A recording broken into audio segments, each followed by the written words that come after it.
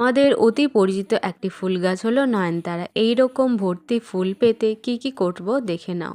এই গাছটি ঠিক এই রকম ছিল। সেটিকে বনসাই লুক করার জন্য গাছের ডালপালা আমি কেটে দিয়ে এইভাবে এনেছি। তো অনেক পাতা হয়েছে, তবে এটির যত্ন সেরকম নেওয়া হয়নি, না হলে আরও সুন্দর হতো। গাছটার এখন ফুল আসছে না, তো তাই জন্য এটির আজকে হার্ডপোনিং করে দেবো।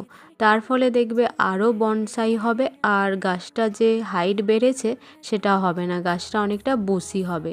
তো চলো শুরু করা যাক। ঝোপালো করার জন্য গাছের ঠিক ওপরের দিকের অংশগুলো আমি কেটে দিচ্ছি।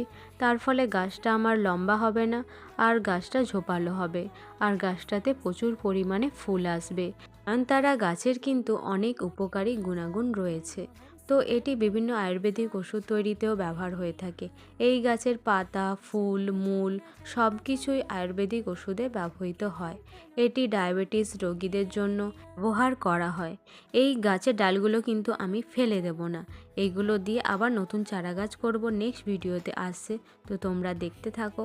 Thank you for watching my video.